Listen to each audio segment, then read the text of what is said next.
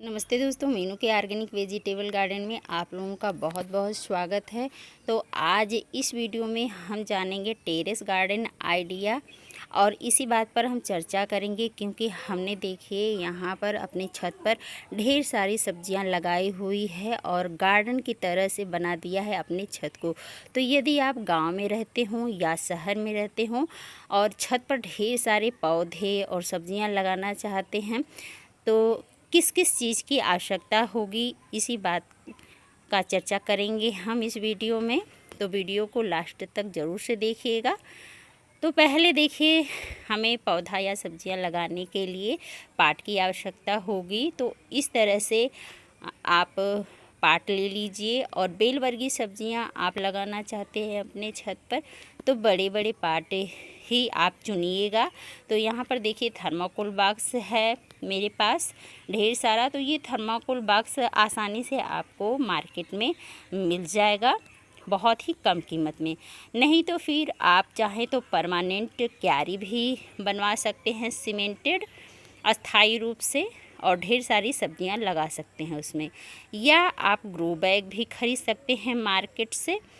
कई साइज़ में grow bag आता है, आपको जैसा प्लांट लगाना है, जैसी सब्जियां लगानी हैं वैसा ग्रो बैग आप मार्केट से ले सकते हैं। नहीं तो आप चाहें तो अपने घर के कबाड़ में भी ढेर सारे पौधे और सब्जियां लगा सकते हैं। यहाँ तक कि ग्रो बैग जो कट्टा होता है, कट्टा बोरा, उसको भी आप ग्रो बैग की तरह यूज कर सकते हैं सब्जियां या पौधे लगाने के लिए।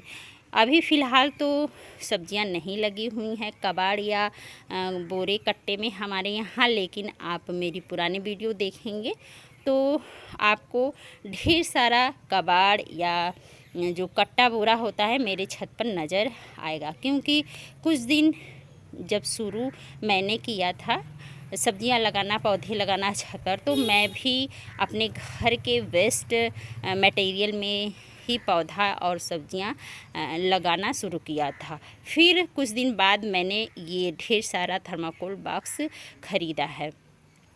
तो ये तो हो गया पाट।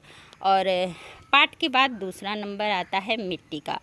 तो मिट्टी यदि आप गांव से हैं तब तो खेत की मिट्टी आप ले लें, और यदि आप शहर में रहते हैं तो आप उस जगह की मिट्टी लीजिएगा जहाँ की मिट्टी के ऊपर ढेर सारे खरपतवार जर्मिनेट हुए हों, क्योंकि वो मिट्टी उपजाऊ होगी। और उस मिट्टी को ला करके कैसे तैयार करना है इसका डिटेल जानकारी वीडियो है चैनल पर, आप देख सकते हैं वहाँ से। नहीं तो फिर थोड़ा सा मैं बता देती हूँ। मिट्टी को आप लाइए, उसे हल्का धूप दिखाइए, धूप दिखाने के बाद उसे झरने से झाड़ लीजिए जिससे कि मिट्टी के कंकड़ पत्थर जो होते हैं वो निकाल दीजिए। इसके बाद वो मिट्टी तैयार है कोई भी पौधा लगाने के लिए। मिट्टी हो गई, अब कंपोस्ट की बारी आती है। तो कंपोस्ट मैं कई तरह से बनाती हूँ और कई चीज़ से बनाती हूँ, जैसे किचन वेस्ट कंपोस्ट, पत्तों की खाद, ये सब मैं घर पर ही तैयार कर लेती हूँ। तो सारा वीडियो है।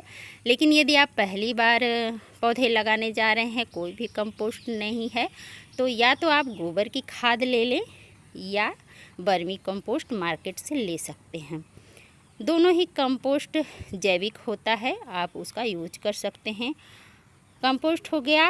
अब बारी आती है मिट्टी में कुछ ऑर्गेनिक मटेरियल मिलाने होते हैं जिससे कि हमारे पौधों में फंगस ना लगे, हमारा पौधा स्वस्थ रहे। तो वो ऑर्गेनिक मटेरियल या तो हमें किचन में ही मिल जाते हैं या फिर घर पर ही फ्री का मिल जाता है, जैसे राख हुआ, हल्दी पाउडर और नीम खली, जो कि आप चाहें तो मार्केट से भी ले सकते हैं। नहीं तो आप कई तरह से घर पर ही फ्री में नीम खली तैयार कर सकते हैं। यदि आपके पास नीम का पेड़ इधर उधर हो तो कई तरह से आप उसके निबौली पत्तों से नीम खली घर पर ही तैयार करके यूज कर सकते हैं। अगला है धान की भूसी, जो कि आप देखते हैं मैं मिट्टी में अक्सर ही मिलाती हूँ।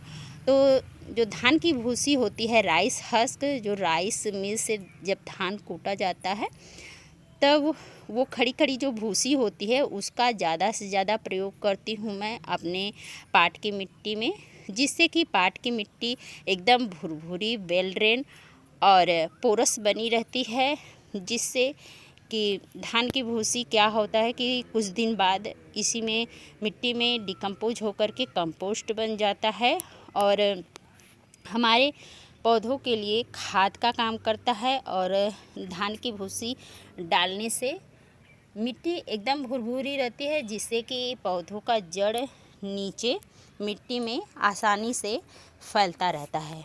तो ये सारे चीज़ आप यदि गांव से हैं तब तो आपको फ्री में ही मिल जाएगी, लेकिन यदि आप शहर में रह रहे हैं तो बहुत ही लो बजट में आप इन सारे चीज़ों को ले सकते हैं। और इसके बाद आप मिट्टी बना करके ढेर सारे इस तरह से सब्जियां लगा सकते हैं, पौधे लगा सकते हैं। तो इन बेलवर्गीय सब्जियों के लिए कैसे मैंने मिट्टी तैयार किया है, तो ये सारा वीडियो चैनल पर अपलोड है। और इन पाटों को कैसे भरा हुआ है, क्योंकि आप देख रहे हैं बड़े बड़े थर्माकोल बाग्स हैं मेरे यहाँ, तो आप सोचेंगे मिट्टी ज़्यादा से ज़्यादा मैं इन पाट में भरी हूँ, तो ऐसा कुछ नहीं है, क्योंकि इन पाट को भरने के लिए मैं यूज करती हूँ ज़्यादा से ज़्यादा सूखे पत्ते, जो कि मुझे मेरे फ्रंट गार्डन से ही मिल जाते हैं। और उन्हीं सूखे पत्तों का इस्तेमाल मैं इन्हें नीचे भरने में करती हूँ और किचन वेस्ट जितना निकलता है उसे भरती हूँ। इस तरह से भर लेती हूँ आधा से ज़्यादा पार्ट, और इसके बाद मैं मिट्टी बना करके ऑर्गेनिक तरीके से डालती हूँ और सब्जियों के पौधे या बीज लगा देती हूँ। और इनकी ग्रोथ के लिए, फ्रूटिंग के लिए जो कुछ भी मैं यूज करती हूँ वो सारा मुझे फ्री में ही मिल जाता है।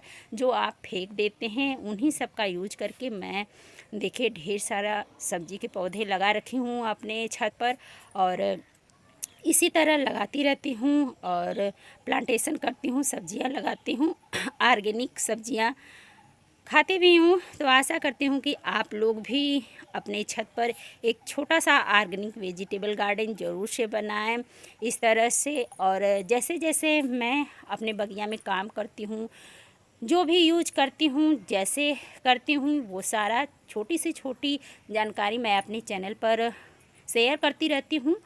आपको कहीं जाने की आवश्यकता नहीं है, आप मेरी कोई भी वीडियो देख सकते हैं, जानकारी जिससे आपको चाहिए होगी, और उस जानकारी को लेकर के आप अपने छत पर एक छोटा सा ऑर्गेनिक वेजिटेबल गार्डन बनाइए। स्वस्थ रहिए, मस्त रहिए, ऑर्गेनिक सब्जियां खाइए। मिलते हैं अगले वीडियो में, तब तक के लिए टेक केयर, हैप्पी गार्डन।